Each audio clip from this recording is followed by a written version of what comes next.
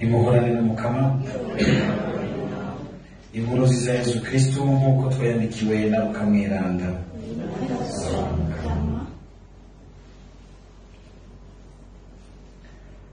Muri irya minsi Yesu yerekeje amaso ku bigishwa biwe yavuze ati, murahiriwe mwebwe aboro kuko ubwami bw'Imana ari ubwanyu. Murahiriwe mwebwe mushonje ubu kuko muzohaga. Murahiriwe mwebwe murira ubu kuko muzoronka akanyamuneza. Muzoba muhiriwe umunsi abantu bazobanka bakabaca bakabambika ibara kandi bagasenda izina ryayo nk'akabi kubera umwana w'umuntu.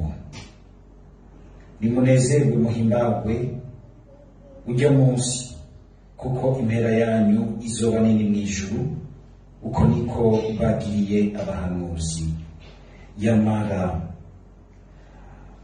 mweho rero muragowe mwebwe batunzi kuko mufise ikibanezereza.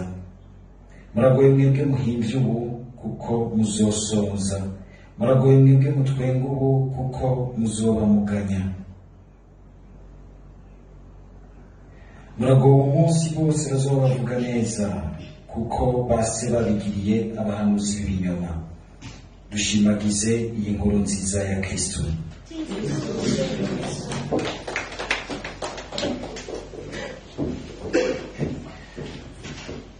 Amajambo y'Imana twumvise uyu munsi aragaruka kuri iki cyumviro c'ubuhigwe Yesu atwigishije ko muri ino nkuru nziza Pawulo nawe akabivuga mu yandi majambo agira ati, ngo rondera ivy'ijuru mwoye kumira ku vy'isi.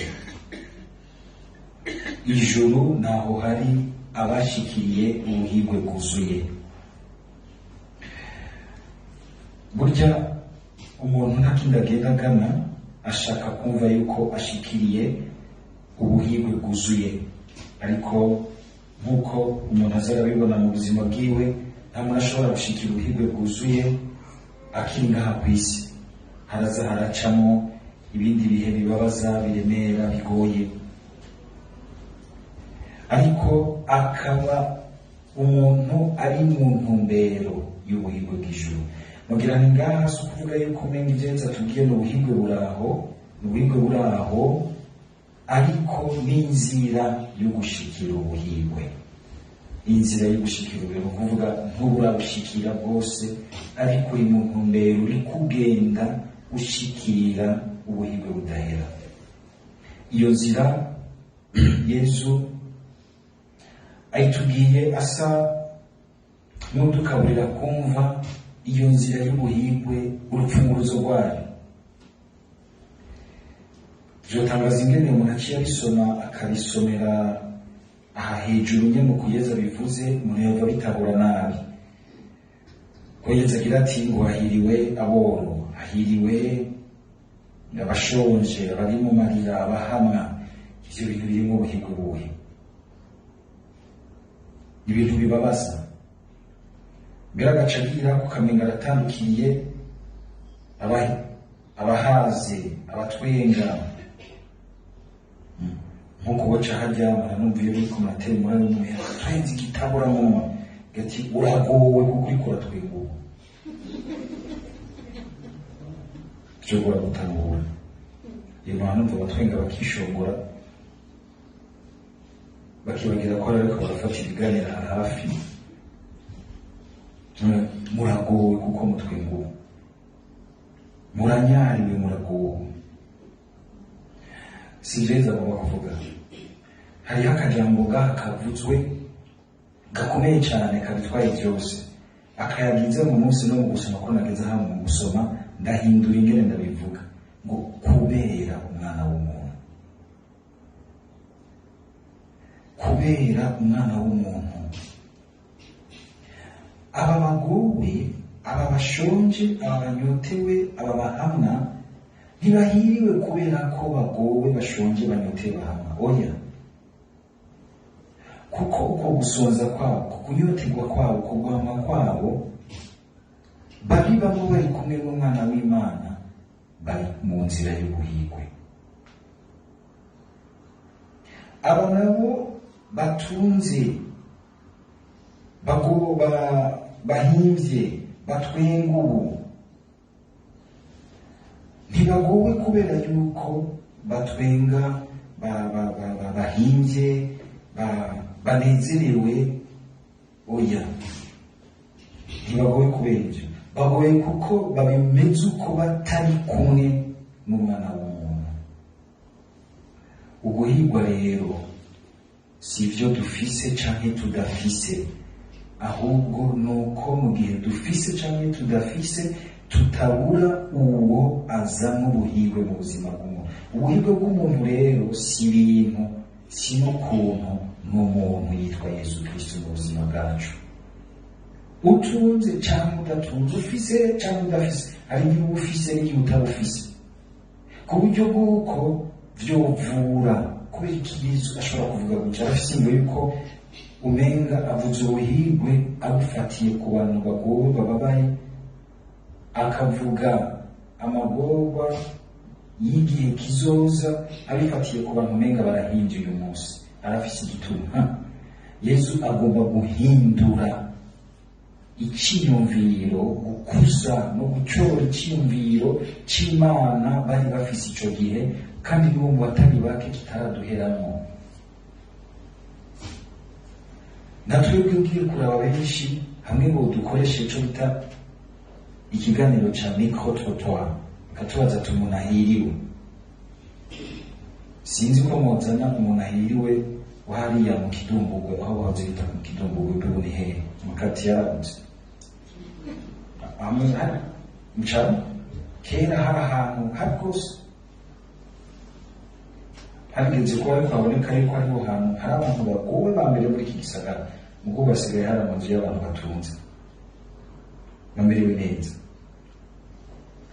Birimo kuvuga yuko rero kuri Yesu Kristo ni ukwitonda.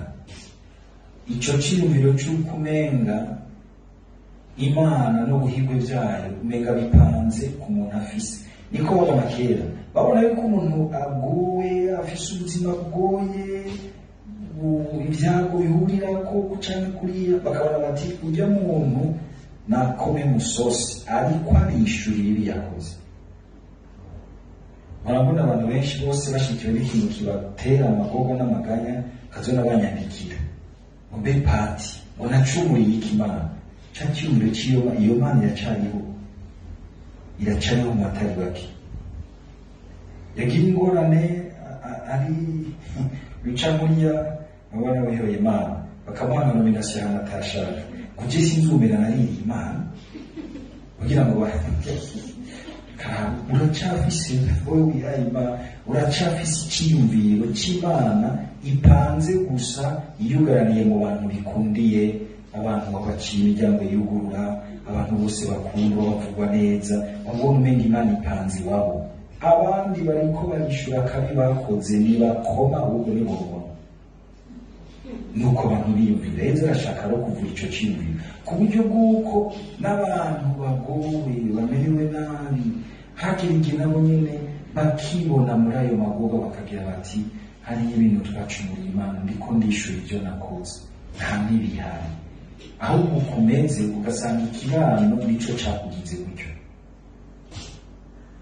ukagaruka wowe nyene kwicira rubi, kwita kw'imirango, ico bita mu Gifaransa kwiculpabiliza. Yesu arashaka kwegera abo bantu, kuko mwumvise ngo barabigishwa bagira ati ngo murahiriwe, ni ukuvuga abo n'abaje kwa Yesu, abumva yuko batikwiye, bakeneye muri byose Imana, naye abumva ko batunze bahibye badakeneye Imana bakaja kure yiwe, abo baragowe. Yesu rero naho asanzwe afise urukundo rucikira boro, si ukuvuga yuko ari urukundo ruca rwigizayo abatunzi. Mu Gifaransa muvuze nk'ubwira nti afise un amour de prédilection envers les pauvres, mais pas un amour exclusif envers les riches. Ni urukundo rucikira boro ariko rutigizayo abatunzi. Umuntu wese yiyumvamo ubwo bworo butuma yumva ko yama akeneye Imana. n'iryo tunga riboneka ritamutuma umenga ahinje nacwema nakumva umenga ntagikeneye Imana, akaguma arimwo araguma wumva yuko umutima utohazwa n'ibintu ahubwo uhazwa n'ubuntu bw'Imana, uyo arahiriwe. Kira noneho turabona no mu bigishwa biwe mu kigabane nyene 18 muri no nkuru ya Luka, aho bakatwereka ngo abantu b'abakenyezi bari batunze bakomeye ngo bamufashisha ibyabo mu butumwa we n'abatumwa biwe. Bari mu bantu bahiriwe, hariho bamwe ba Marita na ba Mariya na ba Lazaro n'abandi bose ngo bamufashisha ibyabo.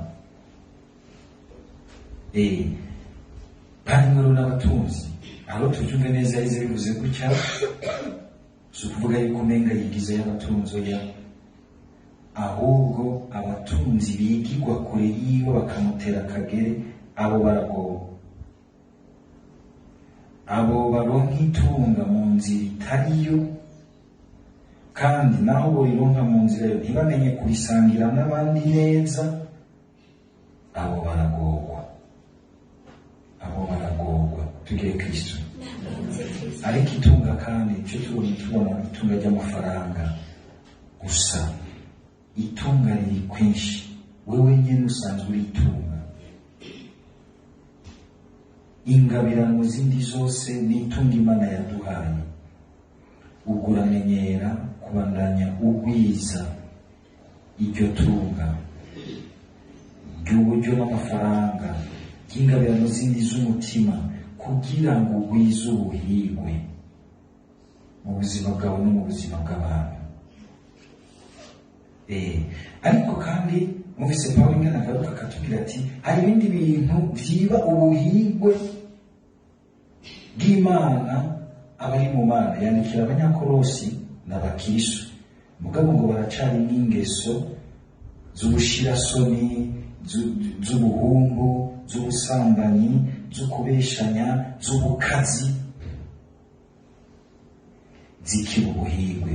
Murabona ko ngaho ingene mukariranira mu butumwa rimwe rimwe, kabona ingene mwiba mu buhigwe hagati yanyu, ntimumenye kwengana nk'abavukanyi. Mwese akagomba yuko ashatse ategeka kirengane, ntamenye kurondera inzira y'ubuhigwe, kumviriza Imana ibafasha umwe wese mu ngabirano yiwe kuzana ubwo butunzi bugwiza ubuhigwe hagati yacu.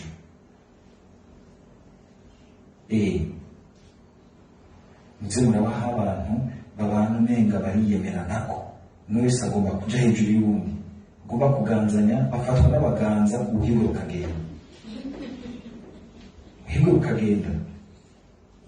Nibwo abantu bazi ko bari muri ekleziya twita isangira ry'aberana, bakumviriza ingene Imana yabashyize hamwe ngo bamenye gusangira ingabirano z'icumwe wese ari n'ico afise, baraheza bakaba mu buhigwe bigatangaza. Suva yuko badashobora gushika mu myanya imwe bagatsitana, mugabo barazi ingene inzira y'ubuhigwe yo kumenya ingene bavyugurura mu nyuma neza, bagashika ku kindi ciza bagumya, bakibagira n'ivyo banatsitaranyeko. Ubuhigwe Yesu avuze sinzi ko mwabwumvise. Yesu ntiyavuze ngo bahiriwe, ngo hahiriwe n'akana n'aka, yavuze ngo murahiriwe. Umuntu wese agwa mu mutego wo kurondera ubuhigwe bwanje, yirondera ubuhigwe bwanje bw'umupatiri, jewe ubweranda bwanje umwibutsa abana ba radiyo Mariya, ndumweranda muri ibyo bicuruzi byose bibiki jaje, ndumweranda. Uko n'abahigwe burimo ni n'ubweranda musangira, utisangiza wenyene, n'ingabirano musangira, utisangiza wenyene, ukazobandanya wiruka inyuma y'ubuhigwe bwawe we wenyene nk'aka domene prive kiwawe. Jewe ndi ingenieur viko, ndafise ubuhigwe bwanje bw'umu ingenieur. Utumva yuko ahubwo ivyakugize ingenieur cyangwa byakugize umwibutsa abandi, byakugize ko bitungishije bihaye ubuhigwe abandi, ntabwo uri kurashikako. Hari umuntu yigeze kubivuga neza agira ati ngo biba ubuhigwe mu murima wa mugenzi wawe, uzosanga bwashuritse mu murimi wawe. ubuhigwe dusangiye duhana, nk'ubuhigwe umenga twibuka umwe wese agomba gushiriwe, ahubwo ubuhigwe dushira hamwe. Amen.